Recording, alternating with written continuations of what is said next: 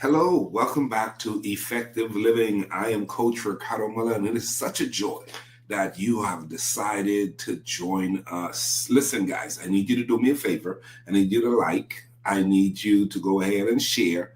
And then while we're diving into the conversation, I need you to comment. Let us know what resonates with you, what connects with you. Well, I've been doing a series of talks with some distinguished individuals about burning the rule book. You heard me correctly. I got my book out. And listen, guys, years ago, I came out with Effective Living. How many of y'all remember this one? And I thought, okay, after I've been trying to live life effectively, what do I do next? And I was like, well, the struggle is to live life effectively, you've got to burn the rule book, because there are some conditionings that we have established in our lives that we need to shake. There is a new mindset. There are some things we have to unlearn, and that's a struggle. And what are some of those things? Well, in my new book, what I decided to do was you need to examine some things, look at some things. And so this morning, I'm joined with none other than Esther Moreno, who is no stranger to effective living. We're going to talk about this morning. Welcome back to Effective Living, Esther. Hey, I'm super excited to be hanging out with my buddy Ricardo Miller. I will welcome that anytime, any day. You know, early on, years ago, years ago, we did something like this almost once a month. I know we did. And boy, have time fly. It was prior to the pandemic. You've been doing your thing. Tell our viewing audience a little bit about yourself and what you've been up to over the past couple of years. Oh my goodness. So much, so much. If you don't know me, you should, because Ricardo is correct. We've been doing this for you. I think it's been like over 7 years now. But Esther Moreno, I'm the founder of Child's Heart LLC, which is really towards dedicating children's ministry leaders. Really, that's kind of the focus, and helping next gen leaders to really reach a generation for Christ through excellent leadership. So we have been doing this. Ricardo, you have been teaching me to burn the rule book for the past 7 years now. How does that feel? Well, you help to inspire this book, actually. There are numerous occasions when we've had conversation and you say, okay, what's the next project? And the project, whatever you bring, you're going to have to push the envelope. And I knew I wanted to go leadership at one point. I wanted to go ministry and what we have to do ministry, but I didn't go either of those with this book. I really just went personal. I went to the person. When you got your copy of the book, Esther, let's dive right into that. Yeah, first, can I just commend you on just this excellent resource and this excellent project that you have just produced. I was sitting there and I knew we were supposed to have this conversation, and I'm like, okay, let me highlight some things, kind of to guide our conversation. And I'm sitting there and I just stopped, because I am like literally enjoying it so much. And I'm like, I just quit and I just started highlighting from my own life. Like, there were so many nuggets. I mean, just so much wisdom that you have poured into this book. My favorite thing about this book is, and I have this book, I really did read it. My favorite thing is that it's not huge. Anybody can create the space and create the time to sit here and to read this book. But when you read it, oh my goodness, Ricardo, you know that we have been doing this. You said it, we've been doing this for a minute. You have been a mentor and a coach and a friend and a family member and a uncle to my kids. And you have been teaching me how to burn the rule book just for so long. And I am just so grateful. I have to share. You have to give me permission to share this, because I will never forget. This is when I learned the giftings that God had put in you. This gift of strategy. Because come on, y'all meet life management coaches all the time. Okay, we have to try these life management coaches. You have to make sure that they are tried and true. You can't just follow anybody who calls himself a life management coach. And I remember this is the beginning of my platform. Since then, I have like 7 leadership books out. I have spoken on major stages before thousands. But right in the beginning, I remember I was getting started. I was super excited, and I'm like, man, this is such a great opportunity. Someone had offered me something, and I'm like, man, this is gonna be really good. And I'm gonna call Ricardo because he is going to be excited with me. He is going to celebrate with me as a true brother, friend, coach, and mentor. And I contact you and you say, oh, that's really awesome. Now say no. And I'm like, what? You are crazy. I cannot say no. This is great. This is going to set me up. These are the rules of the game. What is wrong with this man? Does he not understand? But I will never forget, you said, if you listen, if you pay attention, if you throw away this rule book, if you burn it, you will be on that main stage this time next year. And that time next year, I was on a flyer to be on the main stage. And I'm like, you know what?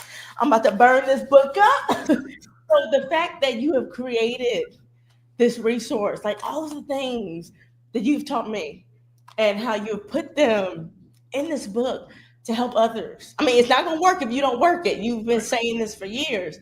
But when you read it and you really apply the principles, I was just floored, and I'm grateful. And I just know that this is a book that people need across the country, really around the world, across the globe. You need to make sure that you have a copy of this book because it is absolutely incredible from beginning to end.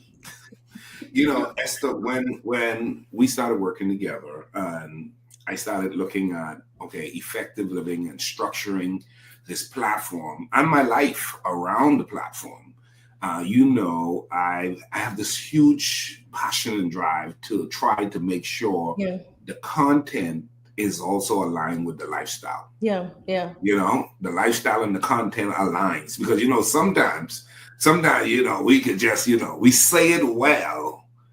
Yeah. We don't embody it. How important is it for persons to really understand the rules of burning the rule book, but then now choose to embody it? Because I was told during another interview similar to this one, the guy said to me, he said, "You're a disruptor." I didn't talk of myself as a disruptor. You can ask my husband. Ricardo Miller is a disruptor. My brother, Pastor Jay said Miller, the disruptor, and he said a good disruptor. And so I'm glad he actually clarified that side as well. I never aimed to do that though. I just knew and I identified early on that a lot of what we did before just didn't work. And a lot of people are continuing to do what isn't working. I mean, I think that is so important, Ricardo. And I mean, you were just swinging right in the beginning of this book. I mean, in the intro, before there are even like numbers to pages in your book, like I'm like, man, this is so, like I had already started the highlighting. And you had said something in here that I thought, man, was so good. You said at some point, you may realize the rule book you've been living by just isn't working for you, and that's okay. But now that you know, the goal is to unlearn what should have never been learned and commit to habits that help you maximize your potential. And I was like, man, this is so good. This is so hot. But I also thought to myself, how hard is this, right? To unlearn these habits. So one of the things that I wanted to ask you today, Ricardo, is really as a life management coach.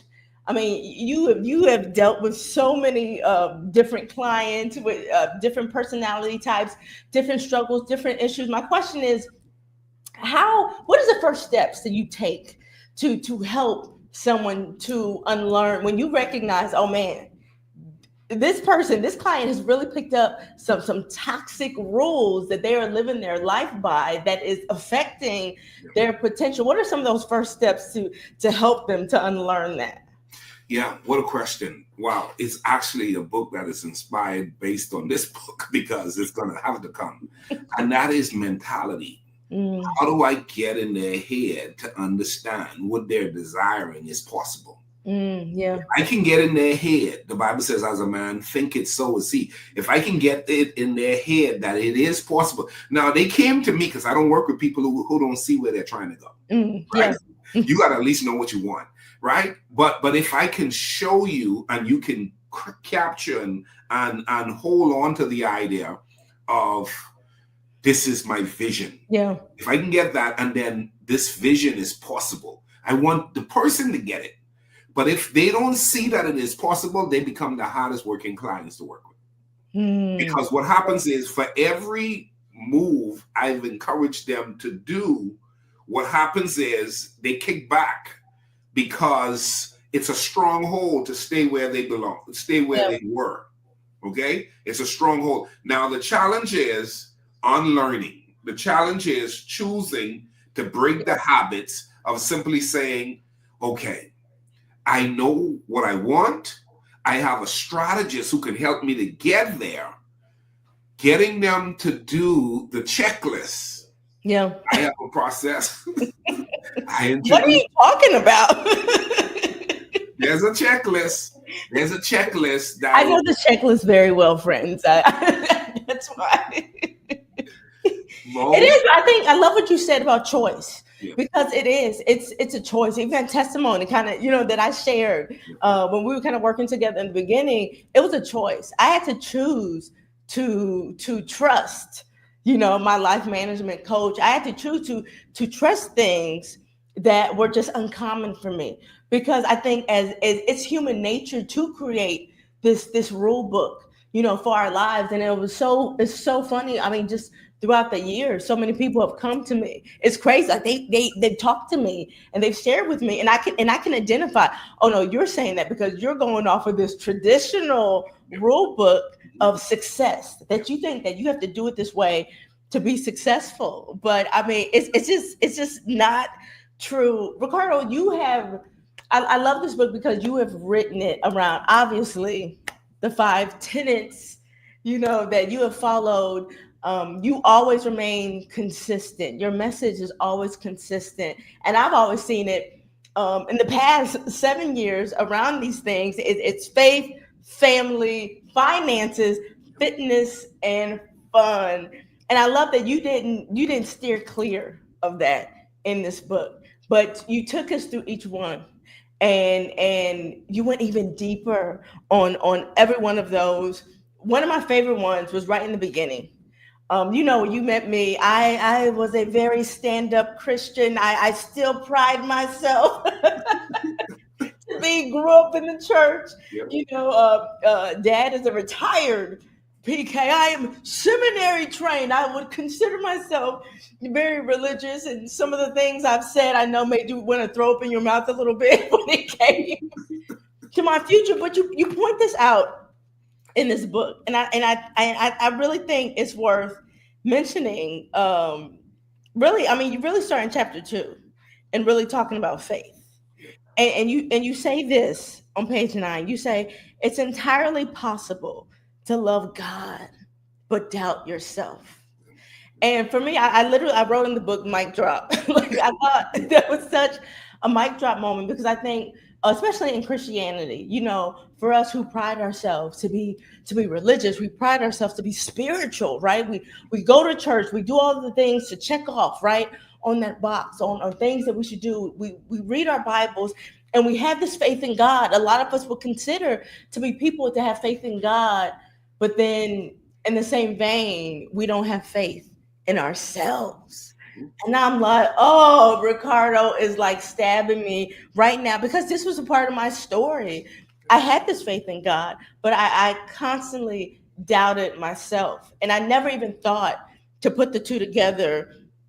Talk to us about that. Like what are we getting wrong in the body of Christ? Like how can we have this strong faith in God but not have faith in ourselves in the process? I mean, you talk to us about that. I think it's birthed from the way we teach the word. we teach the word to be in awe of the text, Yeah. not to become one with it. Yeah. We teach the word, and so everybody says we walk by faith and not by sight. Yeah. Yeah. You're a children's ministry general, and you've heard the statement. Tell the kids, I can do all things through Christ who strengthens. Yeah. But wait a second, I don't think I can do that. Right? See, so most pastors, most church leaders, they read the Bible and be in awe of walking on water. In awe, for God so loved the world. Yeah. In awe of the fact that, Jesus fed the 5,000. Come on, man. We love, for God I live and for God I die. Yeah. But then when it comes to application, don't get on my last nerve. Right? Yeah. Listen, man. Listen. And so I think we've gone really far off from application. Yeah. And guys like me get thrown under the bus for practicality. Yeah. And so somebody say, he's just, the way he presents it, I don't see nothing impressive about it. I'm not trying to impress. Yeah. I tell people, when you go to class, you're not going to class to assess the teacher. Yeah. You go into class to get a good grade so you can go to the next class. Yeah. Get what you're supposed to get when you came out of the class. So persons watching us now, what's in it for you? What's in it that you're supposed to get while you're giving up your minutes to listen about Esther and Ricardo? Same thing with church. Yeah. Think about this. People spend 52 Sundays in church. And their Christian walk has not shined brighter. Yeah.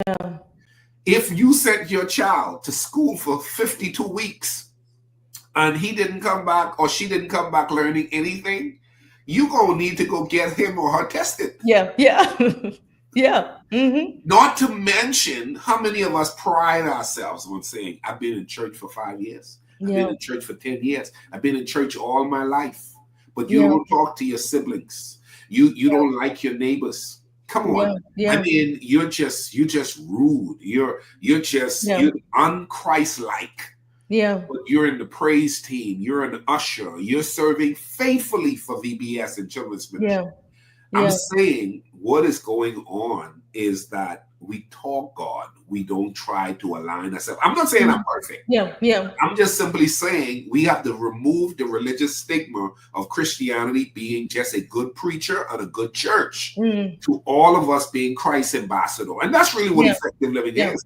It's about becoming an ambassador every day. Now, here's the deal. Here's the struggle. Because I'm a sinful creature, I was born in sin, right? And because I'm human and because I'm not perfect, every day I'm working to become. Yeah. Every day I'm working. And the struggle, Esther, is real. It is. It is real. It is in the book. So for years, and not only for years past, but years to come, I will continue to fight the good fight of faith to become one with the text. I will never be perfect. Yeah. You who are watching will never be perfect. Yeah. But in Christ, we get on our knees every morning, hopefully, and we pray and ask God to give us an understanding on how could we raise the bar to be more of Him in the earth. Yeah. So I think when we look at that, what you just mentioned, I think the faith factor has been hindered because we have to burn the rule book of going to church only to be impressed, but to go to church to be transformed. Yeah. Well, Ricardo, I love how you went there in the book. And I'm not going to tell you guys the whole book because you need to read the book. And it's so funny because I saw that you signed my book. Now, I really appreciated it. And Ricardo cannot not go into coach mode with me. And the thing, I'm like, he's going to give this ornate, incredible speech about how far I've come. He says, Esther, please read this book. And after I read the book, I'm like, oh my goodness, he was right. I needed to read the book because I think that you get to a place where you get so far Yeah. I think sometimes you can get stagnant in success. Yeah. Yeah. And you can get stuck in those past successes, right? And think that you don't need to continue to grow, to continue to feed your mind. The word mentions the importance of meditating on the word day and night so you don't forget. I think sometimes we forget these principles. And I just love how you, in this faith chapter, you really challenge the reader to go even deeper with faith, not just to do those kind of external things that we're used to, the rules, right? The religious rules Yeah. that we follow, but to even go deeper. So, friends, you have got to read this to really get into this and challenge yourself. Ricardo, I mean, I couldn't put it down. Like literally, I'm like, I'm walking around my island in my kitchen, right? I'm like, Esther, sit down, make coffee, just relax. I'm like, I can't. Everything's so good. I don't want to let it go yet. But I wanted to talk about something that I thought was so good in here because you share this journey, and this is something that you taught me, just the importance of um, not just networking. Networking is important, but not just meeting someone and letting that relationship go, but really creating family. Yeah. And you talk about creating family wherever you went. And obviously, this is something that's so important to me. But on page 20, I love that you mentioned this. You said you are the CEO of your life. Some people need to be hired, others need to be fired. Surround yourself with people who lift you up, challenge you to grow, and align with your purpose. And the thing that really stuck out to me, I mean, yay, kumbaya, we're creating this family wherever we go. Okay, let's talk about when some of those people need to be fired. How do we fire people, Ricardo, who may be stifling our potential and our progress? Maybe some of those toxic relationships or toxic friendships that we've always known, that have always been around us. What does that look like to fire people? First I would say in regards to firing and releasing people, I think we as Christians, we have to always remain kind. Yes. We have to always remain kind. The Bible says, watch this, it says, guard your heart with all diligence. Yeah. One of the responsibility of the believer is to guard their heart in the process, because the scripture also says, as much as possible, live peaceably with all men. Yeah. So when I say be kind, here's the deal. I realize you're toxic. I realize you're not good company for me.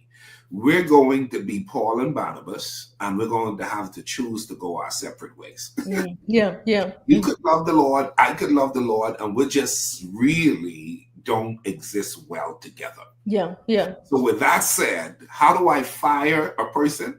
Just simply start to distance yourself from them. As human beings, as adults, we have the right to choose who we want to do life with. We just don't, as Christians, we shouldn't be mean and ugly about it. Yeah. So if I used to talk to you once a week, maybe I'm not talking to you once a year now.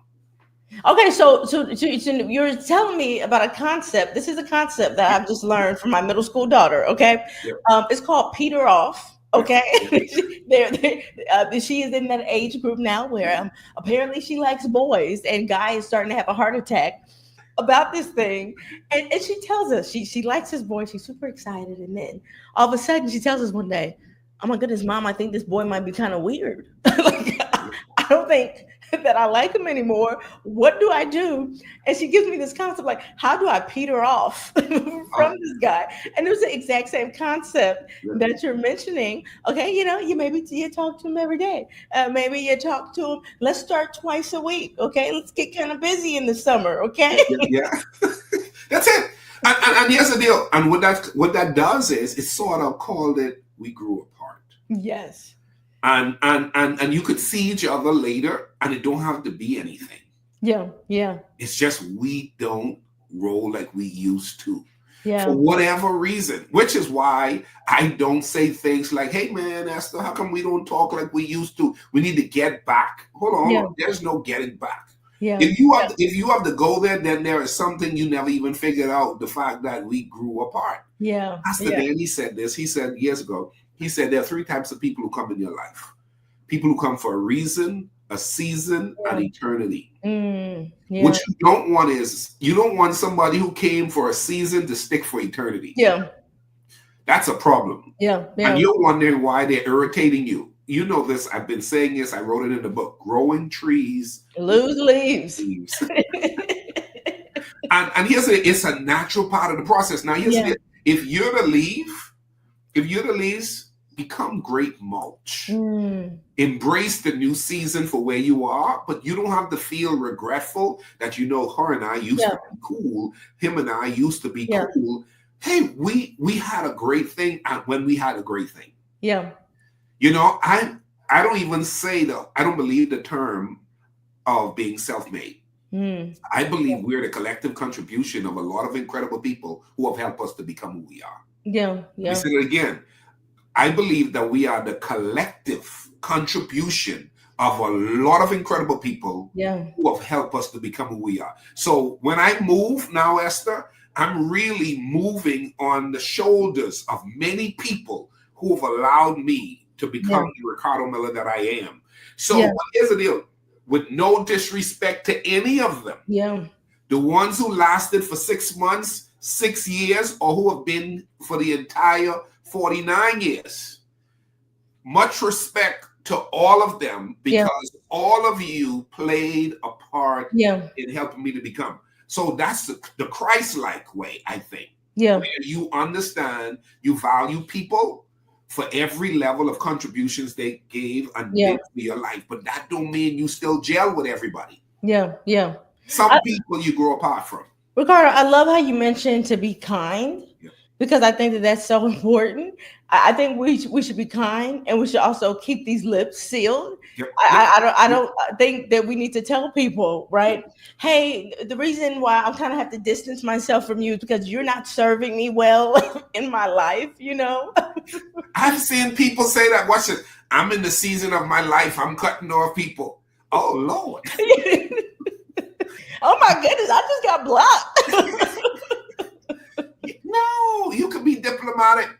Yeah. You can be diplomatic. As diplomats, you're going to like this, Esther. As diplomats, when you become an ambassador for a country, there are certain healthy relationships certain countries have where they says every year as an ambassador, you are responsible to visiting this country, this country, this country, this country. You have these other 6 that's under your jurisdiction, but you may not be going to them because we're not as friends with them. Yeah. But if some new ambassador comes in, they say, I ain't feeling these 2. Guess what he doesn't do? He does not, watch this, he doesn't go public and say, some countries I ain't going to. They just notice on his calendar year, they didn't make the cut. Yeah. Traditionally, the new ambassador always comes to us. Oh, this new guy hasn't put us on his schedule. Oh, watch this. This new pope has not chosen to put us on his schedule because, watch this, I ain't friending you like that. Yeah. Not this time around. Yeah. But I don't have to say that. Yeah. Ricardo, it's crazy just having, people around me in the past several years. I'll never forget, a guy came up to me. He said, hey, I just had to stop following you. Yeah. You just did too much. Yeah. Like it was just too much for me. And I realized, and really what he was saying, you were shining too much. Yep, and right. For me, I wasn't happy with where I was in my life. Yep. And I was starting to do a comparison game, and it was starting to mess with me. So I had to kind of back up. But when he said that, it just kind of took me aback, like, oh my goodness. So did you have to tell me that? Like, I didn't even notice. I was like, should I be offended? So I love how you mentioned that. Yes, be kind, be intentional, create the family wherever you go.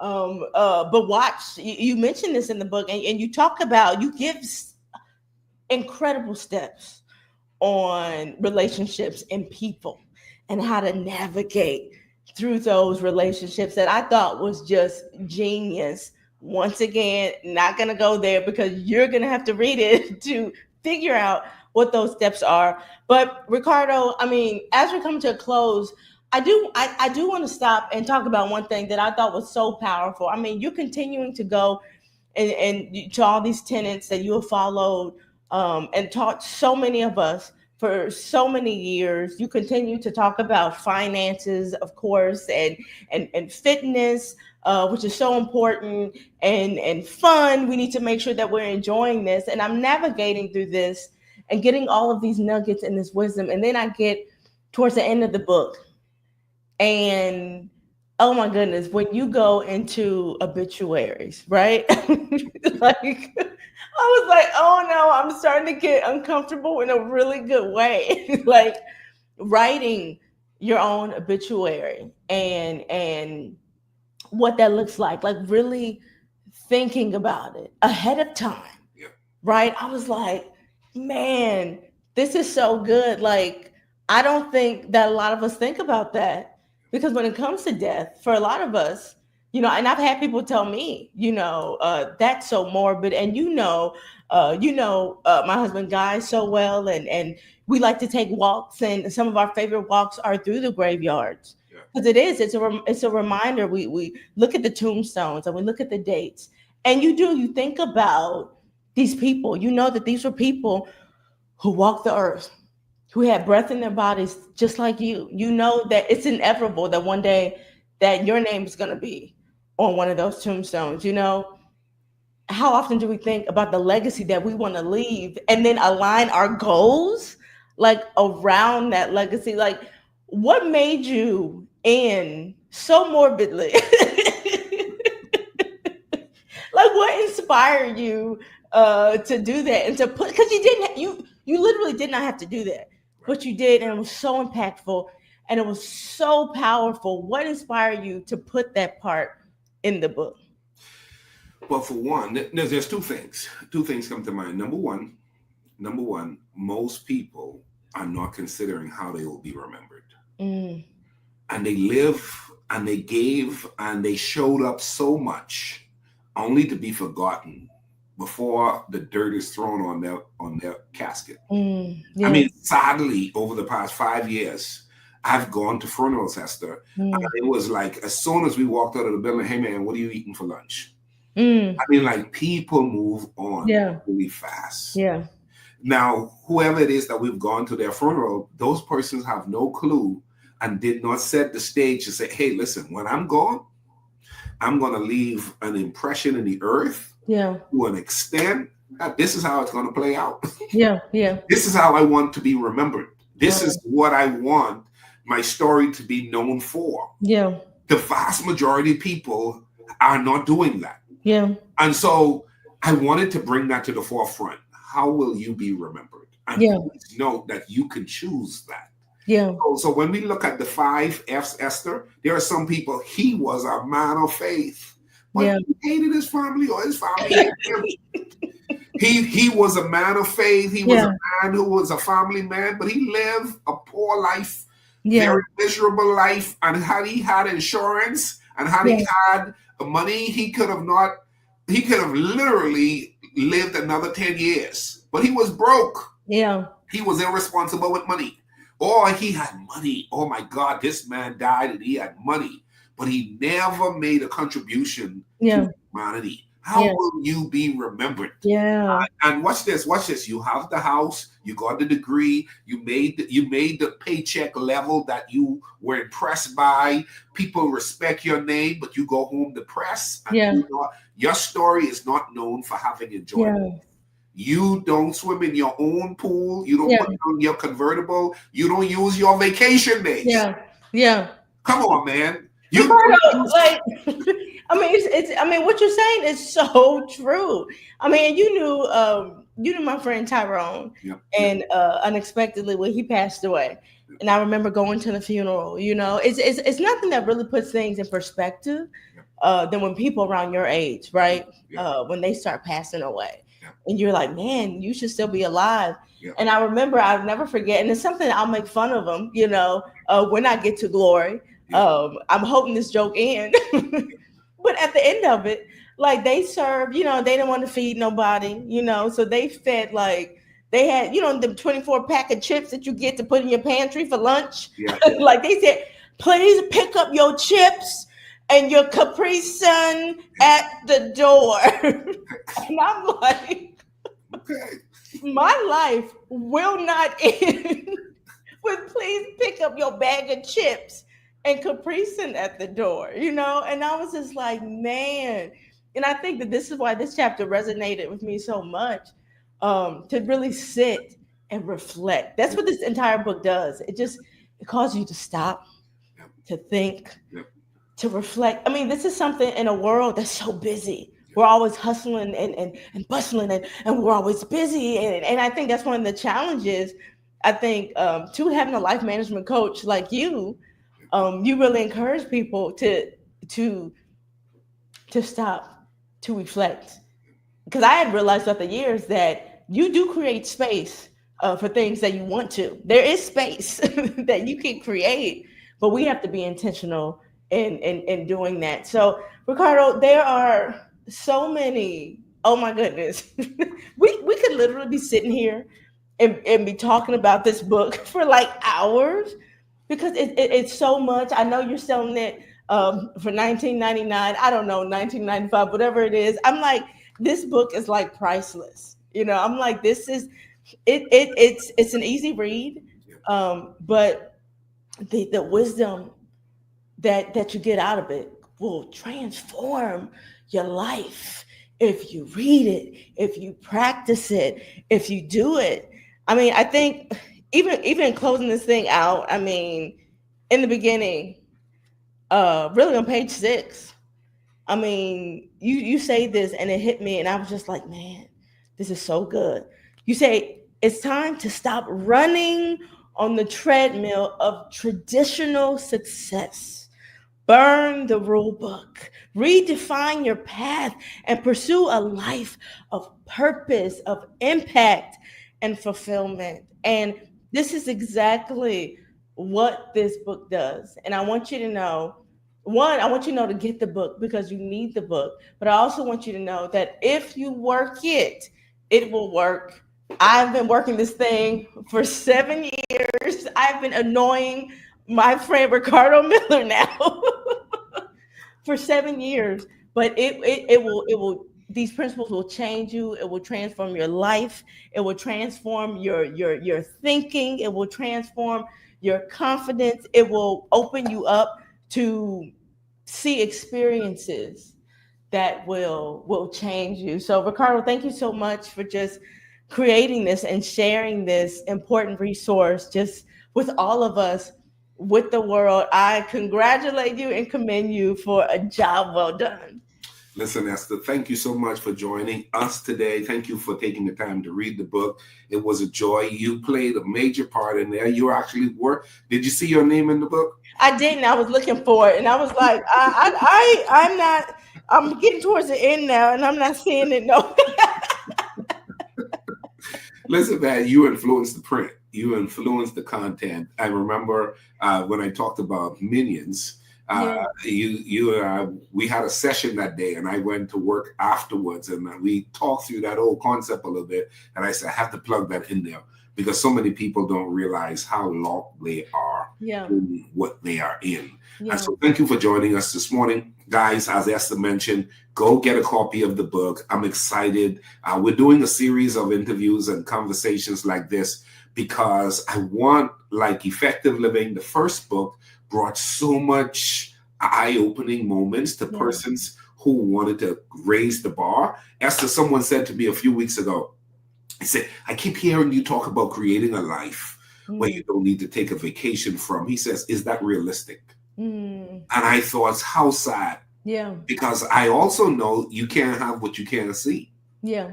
And if you can't see that being possible, then unfortunately you will never have it. Yeah. And so what I'm hoping is that persons will read book 1 and 2 and says, this stuff is real, it's possible, but here's what you've got to do. You got to do what the Bible says. Yeah. The Bible says narrow is the way that leads to life, and broad is the way that leads to death. And because you're living like everyone else, you're getting what everyone else is getting. Yeah. You have to choose to be the exception. You have to choose to be the game changer in your family. You have to be be the one who burns the rule book. Come on. So once again, Thank you, Esther. Thank you guys for joining us. If you enjoyed today's talk, go ahead and put a comment in the comment section. Do me a favor and tag a few people that you know need to burn the rule book. Go to ricardomiller.com, go and get your copy. And then for those of you anywhere you meet somebody who needs to connect with something like this, that's why this book and this platform exists. So love and appreciate you all. Have a great day. Esther, it's always a blessing. I love you and Guy and the family. Listen, guys, keep doing life the way God intended for you to live so you can hear one day, well done. God bless you guys. God bless you, Esther. Thank you so much.